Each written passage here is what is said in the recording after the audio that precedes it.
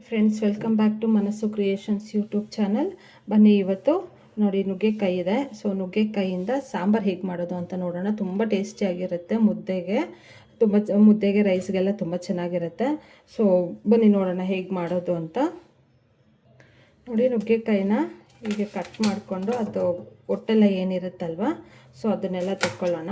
So ನೀವು ಮುಕ್ಕಾಲು ಭಾಗ ಕಟ್ ಮಾಡಿ ಹೀಗೆ ತೆಗೆದ್ರೆ ಬಂದುಬಿಡುತ್ತೆ. ಸೊ ಇದೇ ಥರ ಎಲ್ಲನೂ ಕಟ್ ಮಾಡಿ ಇಟ್ಕೊಳ್ಳಿ. ನೋಡಿ, ಈ ಥರ ಎಲ್ಲ ಕಟ್ ಮಾಡ್ಕೊಳ್ಳೋಣ. ನೋಡಿ, ನುಗ್ಗೆಕಾಯಿ ಎಲ್ಲ ಹೀಗೆ ಕಟ್ ಮಾಡಿಕೊಂಡು ನೀರಲ್ಲಿ ಹಾಕಿ ಕ್ಲೀನಾಗಿ ವಾಶ್ ಮಾಡಿಬಿಟ್ಟು, ನೋಡಿ ಕ್ಲೀನಾಗಿ ವಾಶ್ ಮಾಡಿ ಮತ್ತು ನೀರು ಹಾಕ್ಬಿಟ್ಟು ಸ್ವಲ್ಪ ಮಟ್ಟಿಗೆ ಉಪ್ಪು ಹಾಕ್ಬಿಟ್ಟು, ಕಾಯಿಗೆಲ್ಲ ಚೆನ್ನಾಗಿ ಹಿಡಿಬೇಕು. ಹಾಗಾಗಿ ಸ್ವಲ್ಪ ಉಪ್ಪು ಹಾಕ್ಬಿಟ್ಟು ಸ್ಟವ್ ಮೇಲೆ ಇಡೋಣ. ಯಾಕಂದರೆ ಇದನ್ನು ಕುಕ್ಕರಲ್ಲಿ ಹಾಕೋದ್ರಿಂದ ಬೇಗ ಬೆಂದ್ಕೊಬಿಡುತ್ತೆ. ಸೊ ಬೇಗ ಬೇಯಬಾರ್ದು ಅಂತಂದರೆ ನಾವು ಸಪ್ರೇಟಾಗಿ ಅದನ್ನು ರುಬ್ಕೋಬೇಕು. ಸೊ ನೋಡಿ, ಇದು ತೊಗರಿಬೇಳೆ ಹಾಕ್ಕೋಬೇಕು ನುಗ್ಗೆಕಾಯಿ ಸಾಂಬಾರಿಗೆ. ಸೊ ನಾನಿಲ್ಲಿ 1 ಗ್ಲಾಸ್ ಫುಲ್ಲಾಗಿ ತೊಗೊಂಡಿದ್ದೀನಿ. ನೀವು ನೋಡಿಕೊಂಡು ನಿಮ್ಮ ಕ್ವಾಂಟಿಟಿಗೆ ಎಷ್ಟು ಬೇಕೋ ಸಾಂಬಾರಿಗೆ ನೋಡಿಕೊಂಡು ಹಾಕ್ಕೊಳ್ಳಿ. ಸೊ ಇದನ್ನು ಕ್ಲೀನಾಗಿ ವಾಶ್ ಮಾಡ್ಕೊಬರೋಣ ಬನ್ನಿ. ಸೊ ನೋಡಿ, ಕ್ಲೀನಾಗಿ ವಾಶ್ ಮಾಡ್ಕೊಂಡಿದ್ದೀನಿ ಬೇಳೆನ. ಸೊ ಇವಾಗ ಇದಕ್ಕೆ 1 ಗ್ಲಾಸ್ ನೀರು ಹಾಕೋಷ್ಟು ಹಾಕ್ಕೊಳ್ಳೋಣ. ಜಾಸ್ತಿ ನೀರು ಹಾಕ್ಕೋಬೇಡಿ, ಯಾಕಂತಂದರೆ 1/2 ಗ್ಲಾಸ್ ಹಾಕ್ಕೊಳ್ಳಿ. 1.5 ಗ್ಲಾಸ್ ಅದು ಬೇಳೆ ಮುಳುಗೋಷ್ಟು ಹಾಕಿದ್ರೆ ಸಾಕು. ಯಾಕಂದರೆ ಈ ನುಗ್ಗೆಕಾಯಲ್ಲಿ ಬೇಯಿಸೋದ್ರಿಂದ ಸೊ ಅದರಲ್ಲಿ ನೀರು ಸಿಗುತ್ತೆ. ನಮ್ಗೆ ಆ ನೀರು ಇಂಪಾರ್ಟೆಂಟು. ಸೊ ನುಗ್ಗೆಕಾಯಿದು ಸಾರ ಎಲ್ಲ ಆ ನೀರಲ್ಲಿ ಬಿಟ್ಕೊಂಡಿರುತ್ತೆ. ಸೊ ಇದರಲ್ಲೇ ಹಾಕ್ಬೋದು. ಯಾಕೆ ಹಾಕಲ್ಲ ಅಂತಂದರೆ ಅದು ಬೇಗ ನುಣ್ಣಗಾಗ್ಬಿಡುತ್ತೆ. ಸೊ ಹಾಗಾಗಿ ನಾನು ಸಪ್ರೇಟ್ ಬೇಯಿಸ್ಕೊತಾ ಇದ್ದೀನಿ. ಸೊ ಈಗ ಟೊಮೆಟೊ ಹಾಕ್ಕೊಳ್ಳೋಣ 3. ಯಾಕಂದರೆ ಇದು ಖಾರ ರುಬ್ಬಲ್ಲ. ಸೊ ಹಾಗೆಯೇ ಟೊಮೆಟೊ ಸ್ಮ್ಯಾಶ್ ಮಾಡಿ ಮಾಡೋದು ತುಂಬ ಟೇಸ್ಟಿಯಾಗಿರುತ್ತೆ. 3 ನುಗ್ಗೆಕಾಯಿ ಹಾಕ್ಕೊಂಡು 3 ಟೊಮೆಟೊ ಹಾಕ್ಕೊಂಡು ಮತ್ತು ಒಂದು ಸ್ಪೂನ್ ಆಗುವಷ್ಟು ಎಣ್ಣೆ ಹಾಕ್ಕೊಳ್ಳೋಣ. ಬೇಗ ಬೇಯುತ್ತೆ ಮತ್ತು ಬೇಳೆ ಚೆನ್ನಾಗಿ ಇದಾಗುತ್ತೆ. ಹಾಗಾಗಿ ಮತ್ತು ಅರಿಶಿನ 1/2 ಸ್ಪೂನ್ ಹಾಕ್ಕೊಳ್ಳೋಣ. ಸೊ ಇವಾಗ ಇಷ್ಟು ಮಾತ್ರನೇ ಕುಕ್ಕರ್ ಹಾಕಿ ಮುಚ್ಚಿ 1 ವಿಷಲ್ ತರಿಸ್ಕೊಳ್ಳೋಣ. ನೋಡಿ, ಈಗ ಸ್ಟವ್ ಆನ್ ಮಾಡಿಬಿಟ್ಟು ಇಡೋಣ. ಒಂದು ವಿಷಲ್ ಬರ್ಸ್ಕೊಳ್ಳೋಣ. ಆ್ಯಕ್ಚುಲಿ ಬೇಳೆ ಫುಲ್ಲು ಸ್ಮ್ಯಾಶ್ ಆಗಬೇಕು. ಬಟ್ ಫಸ್ಟು ನಾನು ಇದನ್ನು 1 ವಿಷಲ್ ಮಾಡಿ ತೆಗೆಸ್ಕೊತೀನಿ. ಆಮೇಲೆ ಇದು ಆಲೂಗಡ್ಡೆ ಮತ್ತು ಬದನೆಕಾಯಿ ಏನಿರುತ್ತಲ್ವ, ಸೊ ಅದನ್ನು ಆಮೇಲೆ ಹಾಕ್ಕೋತೀನಿ. ಇಲ್ಲಾಂದರೆ ಅದು ನುಣ್ಣಗಾಗ್ಬಿಡುತ್ತೆ. ಹಾಗಾಗಿ ನಾನು ಒಂದೇ ಸಲ ಎಲ್ಲನೂ ಹಾಕ್ತಾಯಿಲ್ಲ. ಹಾಗಾಗಿ ಬರೀ ಬೇಳೆ ಮಾತ್ರ ಬೇಯಿಸ್ಕೊತಾ ಇದ್ದೀನಿ. ನೋಡಿ, ಈಗ ಒಂದು ಕಡೆ ನುಗ್ಗೆಕಾಯಿ ಕೂಡ ಬೇಯಿಸೋಕ್ಕಿಡೋಣ. ಸೊ ನಾನು ಏನು ಹೇಳ್ತಾ ಇದ್ದೀನಿ ಅದೇ ಪ್ರೊಸೀಜರಲ್ಲಿ ಮಾಡಿ ನುಗ್ಗೆಕಾಯಿ ಸಾಂಬಾರು ಸೂಪರಾಗಿ ಅಲ್ಟಿಮೇಟಾಗಿ ಬರುತ್ತೆ. ಸೊ ಒಬ್ಬೊಬ್ಬರು ಒಂದೊಂದು ಥರ ಮಾಡ್ತಾರೆ ನುಗ್ಗೆಕಾಯಿ ಸಾರನ್ನ. ಎಲ್ಲನೂ ಒಂದೇ ಕುಕ್ಕರ್ಗೆ ಹಾಕ್ಬಿಟ್ಟು ಎಲ್ಲನೂ ಮಿಕ್ಸ್ ಮಾಡಿ ಬೇಯಿಸಿ ಇಟ್ಬಿಡ್ತಾರೆ. ಸೊ ಹಾಗೆ ಮಾಡಿದ್ರೆ ಚೆನ್ನಾಗಿರಲ್ಲ. ಸೊ ಇವಾಗ ಏನು ಮಾಡ್ತಾ ಇದ್ದೀನಿ ಅದೇ ಮೆಥಡಲ್ಲಿ ಮಾಡಿ ತುಂಬ ಟೇಸ್ಟಿಯಾಗಿ ಬರುತ್ತೆ, ತುಂಬ ಚೆನ್ನಾಗಿರುತ್ತೆ. ಸೊ ನೋಡಿ, ಈಗ ಕುಕ್ಕರ್ ಆರೋ ಅಷ್ಟೊತ್ತಿಗೆ 2 ಬದನೆಕಾಯಿ ತೊಗೊಂಡಿದ್ದೀನಿ, 1 ಆಲೂಗಡ್ಡೆ. ಸೊ ನೀವು ಜಾಸ್ತಿ ಕ್ವಾಂಟಿಟಿಯಲ್ಲಿ ಮಾಡ್ತೀರಾ ಅಂತಂದರೆ ಜಾಸ್ತಿ ತರಕಾರಿ ಹಾಕ್ಕೋಬೋದು. ಬೇರೆ ಏನು ತರಕಾರಿ ಬೇಡ ಇದಕ್ಕೆ. ಇದೆರಡು ಇದ್ರೇ ಸಾಕು, ತುಂಬ ಚೆನ್ನಾಗಿರುತ್ತೆ. ಸೊ ಸ್ವಲ್ಪ ಹುಣಸೆಹಣ್ಣು ಸ್ವಲ್ಪ ನೆನೆಸಿ ಇಟ್ಕೊಂಡಿದ್ದೀನಿ. ಸೊ ಅದು ಕುಕ್ಕರ್ ಕೂಗೋ ಅಷ್ಟೊತ್ತಿಗೆ ಇದನ್ನು ರೆಡಿ ಮಾಡಿ ಕೊಯ್ದು ಇಟ್ಕೊಳ್ಳೋಣ ಬನ್ನಿ.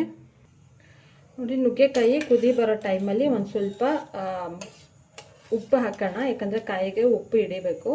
ಸೊ ಹಾಗಾಗಿ ಸ್ವಲ್ಪ ಉಪ್ಪು ಹಾಕೋಣ ಇದಕ್ಕೆ.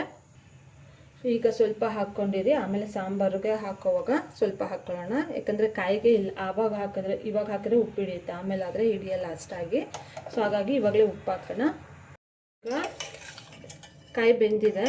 ಸೊ ಒಂದು 5 ನಿಮಿಷ ಬೇಯಿಸಿದ್ರೆ ಸಾಕು, ಬೆಂದ್ಕೊಬಿಡುತ್ತೆ. ಸಾಕು ಇಷ್ಟು. ಸೊ ಈಗ ಕುಕ್ಕರ್ ಆರಿದೆ, ನೋಡೋಣ ಬನ್ನಿ. ನೋಡಿ, ಬೇಳೆ ಬೆಂದಿದೆ, ಬಟ್ ಇಷ್ಟು ಮಟ್ಟಕ್ಕಲ್ಲ. ಸೊ ನಮಗಿನ್ನೂ 2 ವಿಷಲ್ ಬೇಕು ಇದಕ್ಕೆ. ಸೊ ಇವಾಗ ಇದಕ್ಕೆ ಏನು ಹಾಕೋಣ ಅಂದರೆ ಈರುಳ್ಳಿ 1/2 ಹಾಕ್ಕೊಂಡಿದ್ದೀನಿ. ಸಾಂಬಾರು ಈರುಳ್ಳಿ ಇದ್ದರೆ ಅದು ಹಾಕ್ಕೊಳ್ಳಿ, ತುಂಬ ಚೆನ್ನಾಗಿರುತ್ತೆ. ಸೊ ಮತ್ತು ನೋಡಿ, ಮತ್ತು ಆಲೂಗಡ್ಡೆ ಬದನೆಕಾಯಿ ಹಾಕೋತಾ ಇದ್ದೀನಿ. ಆಲೂಗಡ್ಡೆ ಬದನೆಕಾಯಿ ಹಾಕ್ಕೊಳ್ಳಿ, ನುಗ್ಗೆಕಾಯಿ ಸಾರಿಗೆ ತುಂಬ ಟೇಸ್ಟಿಯಾಗಿರುತ್ತೆ.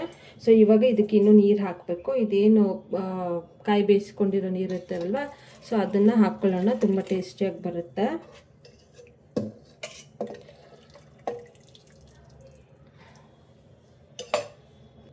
ಸೊ ನೋಡಿ, ಈಗ ನುಗ್ಗೆಕಾಯಿ ನೀರೇ ಹಾಕಬೇಕು ಅಂತ ಅದನ್ನು ಹಾಕಿ ನಮಗಿನ್ನೂ ಹಾಕ್ಕೋಬೇಕು ಅಂತ ಅನಿಸಿದ್ರೆ ಸೊ ನೋಡ್ಕೊಳ್ಳಿ ಸಾಂಬಾರು ಕನ್ಸಿಸ್ಟೆನ್ಸಿ ಎಷ್ಟಿದೆ ಅಂತ ಅಂದ್ಬಿಟ್ಟು.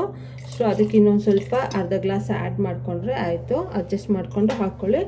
ಸೊ ಈಗ ಬನ್ನಿ, ಈಗ 2 ವಿಷಲ್ ಮಾಡ್ಕೊಳ್ಳೋಣ ಇದನ್ನು. ಕೂಗಿಸ್ಕೊಂಡಿದ್ದೀನಿ, ಚೆನ್ನಾಗಿ ಬೆಂದಿದೆ. ಸೊ ಇವಾಗ ಈ ಟೊಮೊಟೊ ಅಂಥದ್ದೆಲ್ಲ ಏನಿದೆ ಸೊ ಅದನ್ನು ಒಂದು ಬಟ್ಲಿಗೆ ಶಿಫ್ಟ್ ಮಾಡ್ಕೊಳ್ಳೋಣ. ಸೊ ಅದನ್ನು ಕಿವುಚ್ಕೋಬೇಕು. ಸೊ ಒಂದು ಆಲೂಗಡ್ಡೆ ಎತ್ಕೊಳ್ಳಿ, ಮತ್ತು ನುಗ್ಗೆಕಾಯಿ ಏನಿರುತ್ತೋ ಅದನ್ನು ಒಂದು ಇದಕ್ಕೆ ಹಾಕ್ಕೊಂಡು ಕಿವುಚ್ಕೋಬೇಕು. ನೋಡಿ ಈಗ ಈ ಹೊಟ್ಟೆಲ್ಲ ಏನಿರುತ್ತಲ್ಲ ಟೊಮೊಟೊದು, ಸೊ ಅದನ್ನೆಲ್ಲ ತೆಕ್ಕೊಬಿಡೋಣ. ಸೊ ಇದೆಲ್ಲ ಚೆನ್ನಾಗಿ ಸ್ಮ್ಯಾಶ್ ಮಾಡ್ಕೊಳ್ಳಿ, ಬಿಸಿ ಇರುವಾಗಲೇ ಸ್ಮ್ಯಾಶ್ ಮಾಡ್ಕೊಳ್ಳಿ. ಇದನ್ನು ಒಂದೆರಡು ನುಗ್ಗೆಕಾಯಿನೂ ಎತ್ಕೊಂಡು ಸ್ಮ್ಯಾಶ್ ಮಾಡ್ಕೊಳ್ಳಿ, ಟೇಸ್ಟ್ ಚೆನ್ನಾಗಿ ಬರುತ್ತೆ. ಸೊ ಇವಾಗ ನಾನೇನು ಹೇಳ್ತಾ ಇದ್ದೀನಿ ಅದೇ ಪ್ರೊಸೀಜರ್ ಮಾಡ್ಕೊಳ್ಳಿ, ತುಂಬ ಚೆನ್ನಾಗಿರುತ್ತೆ. ನುಗ್ಗೆಕಾಯಿ ಸಾಂಬಾರು ಮುದ್ದೆಗೆ ಮತ್ತು ರೈಸ್ಗೆ ತುಂಬ ಚೆನ್ನಾಗಿರುತ್ತೆ. ನೋಡಿ ಈಗ ಸ್ಟವ್ ಮೇಲೆ ಇಟ್ಟಿದ್ದೀನಿ ಕುದಿಯೋಕ್ಕೆ. ಇವಾಗೇನು ಹುಣಸೆಹಣ್ಣು ರಸ ಕಿವುಚಿ ಇಟ್ಕೊಂಡಿದ್ವಲ್ಲ, ಸೊ ಅದನ್ನು ಹಾಕ್ಕೊಳ್ಳೋಣ. ನೀವು ಹುಳಿ ಟೊಮೊಟೊ ಹಾಕೋಗಿದ್ರೆ ಸ್ವಲ್ಪ ಹಾಕ್ಕೊಳ್ಳಿ, ಹುಣಸೆಹಣ್ಣು ಸಾಕಾಗುತ್ತೆ, ಇಲ್ಲ ಹಾಕ್ತಾ ಇದ್ರೂ ಆಗುತ್ತೆ. ಸೊ ಹುಳಿ ಟೊಮೊಟೊ ಇಲ್ಲ ಅಂತಂದರೆ ಹುಣಸೆಹಣ್ಣು ಹಾಕ್ಕೊಳ್ಳಿ. ಮತ್ತು ಟೊಮೊಟೊ ಏನು ಅದು ಕಿವುಚಿ ಇಟ್ಕೊಂಡಿದ್ವಲ್ಲ, ಸೊ ಅದನ್ನು ಹಾಕ್ಕೊಳ್ಳೋಣ. ಈಗ 2 ಸ್ಪೂನು ಸಾಂಬಾರು ಪೌಡರ್ ಹಾಕ್ಕೊಳ್ಳೋಣ. ಸೊ ಈ ಸಾಂಬಾರು ಪೌಡರ್ ಗೊತ್ತಲ್ಲ, ಮನೇಲಿ ಎಲ್ಲರ ಮನೇಲೂ ಇರುತ್ತೆ. ಸೊ ಅದು ಸಾಂಬಾರು ಪೌಡರು 1-2 ಸ್ಪೂನ್ ಹಾಕ್ಕೊಳ್ಳೋಣ. ಮತ್ತು ರುಚಿಗೆ ತಕ್ಕಷ್ಟು ಉಪ್ಪು ಈಗ ಹಾಕ್ಕೊಳ್ಳೋಣ. ನೀವು ಬೇಕಾದರೆ ತರಕಾರಿ ಎಲ್ಲ ಬೇಯಿಸೋಕೆ ಹಾಕ್ತೀರಲ್ವ, ಆಲೂಗಡ್ಡೆ ಬದನೆಕಾಯಿ, ಆ ಟೈಮಲ್ಲಿ ಬೇಕಾದ್ರೂ ಹಾಕ್ಕೋಬೋದು. ಸೊ ನಾನು ಈಗ ಹಾಕೋತಾ ಇದ್ದೀನಿ. ಸೊ ರುಚಿಗೆ ತಕ್ಕಷ್ಟು ಉಪ್ಪು ಹಾಕ್ಕೊಳ್ಳಿ. ಸೊ ಒಂದ್ಸಲ ಮಿಕ್ಸ್ ಮಾಡಿಬಿಟ್ಟು ಸೊ ನೋಡ್ಕೊಳ್ಳಿ ಎಷ್ಟು ಗಟ್ಟಿ ಬೇಕೋ ನಿಮಗೆ, ಮುದ್ದೆಗೆ ಅನ್ನಕ್ಕೆ ತಿನ್ನೋ ಥರ ಅದಕ್ಕಿರಬೇಕೋ ಸಾರು ನೋಡಿಕೊಂಡು ಸ್ವಲ್ಪ ನೀರು ಹಾಕ್ಕೊಳ್ಳಿ. ಸೊ ನೋಡಿ ನಾನು 1/4 ಕಪ್ ಆಗೋಷ್ಟು ನೀರು ಹಾಕೋತಾ ಇದ್ದೀನಿ. ಸೊ ಹಾಕಿ ಇದನ್ನು ಚೆನ್ನಾಗಿ ಕುದಿಯೋಕ್ಕೆ ಬಿಡೋಣ. ಈಗ ಆಮೇಲೆ ಒಗ್ಗರಣೆ ಮಾಡ್ಕೊಳ್ಳೋಣ. ಸಾಂಬಾರು ಕುದಿ ಬರ್ತಾ ಇದೆ. ಸೊ ಈ ಟೈಮಲ್ಲಿ ನುಗ್ಗೆಕಾಯಿ ಏನು ಬೇಯಿಸಿ ಇಟ್ಕೊಂಡಿದ್ವಲ್ಲ, ಸೊ ಆ ನುಗ್ಗೆಕಾಯಿನ ಹಾಕ್ಕೊಳ್ಳೋಣ. ಸೊ ಇದಕ್ಕೆ ಸ್ವಲ್ಪ ಉಪ್ಪು ಖಾರ ಹಿಡೀಲಿ ನುಗ್ಗೆಕಾಯಿಗೆ. ಸೊ ಅದು 1-2 ನಿಮಿಷ ಹಾಗೆ ಕುದಿಸ್ಕೊಳ್ಳಿ. ನೋಡಿ ಈಗ ಕೊತ್ತಂಬರಿ ಸೊಪ್ಪು ಹಾಕ್ಕೊಳ್ಳೋಣ. ಸೊ ಈಗ ಒಂದು ಒಳ್ಳೆ ಒಗ್ಗರಣೆ ಕೊಡೋಣ, ಸಾಕು. ನೋಡಿ ಸಾಂಬಾರು ಹದಕ್ಕೆ ಬಂದಿದೆ. ಸೊ ಈಗ ಸ್ಟವ್ ಆಫ್ ಮಾಡಿಕೊಂಡು ಇದಕ್ಕೆ ಒಂದು ಒಳ್ಳೆ ಒಗ್ಗರಣೆ ಕೊಡೋಣ ಬನ್ನಿ. ನೋಡಿ ಒಂದು ಚಿಕ್ಕ ಬಾಣಲಿಯಲ್ಲಿ 1-2 ಸ್ಪೂನ್ ಎಣ್ಣೆ ಹಾಕ್ಕೊಂಡು ಸಾಸಿವೆ 1 ಸ್ಪೂನ್ ಹಾಕೋತಾ ಇದ್ದೀನಿ. ಜೀರಿಗೆ 1/2 ಸ್ಪೂನು, ಮತ್ತು ಇಂಗು ಸ್ವಲ್ಪ,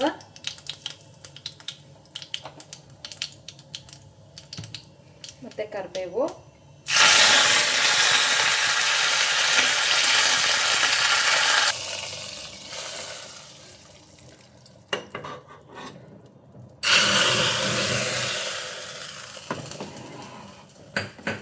ನೋಡಿ ರೆಡಿಯಾಗಿದೆ. ಸೊ ಒಂದ್ಸಲ ಇದೇ ಥರ ಪ್ರೊಸೀಜರಲ್ಲಿ ಮಾಡ್ಕೊಳ್ಳಿ. ನುಗ್ಗೆಕಾಯಿ ಸಾಂಬಾರು ತುಂಬ ಟೇಸ್ಟಿಯಾಗಿರುತ್ತೆ. ಸೊ ಟ್ರೈ ಮಾಡ್ತೀರಾ ಅಂದ್ಕೊಂಡಿದ್ದೀನಿ. ಕಾಮೆಂಟ್ ಮಾಡಿ ಟೇಸ್ಟ್ ನೋಡ್ಬಿಟ್ಟು ಹೇಗಿತ್ತು ಅಂತ ಅಂದ್ಬಿಟ್ಟು ಕಾಮೆಂಟ್ ಮಾಡಿ, ಮತ್ತು ಸಬ್ಸ್ಕ್ರೈಬ್ ಮಾಡ್ಕೊಳ್ಳಿ ಮನಸ್ಸು ಕ್ರಿಯೇಷನ್ಸ್ ಯೂಟ್ಯೂಬ್ ಚಾನಲ್ನ. Thank you for watching friends.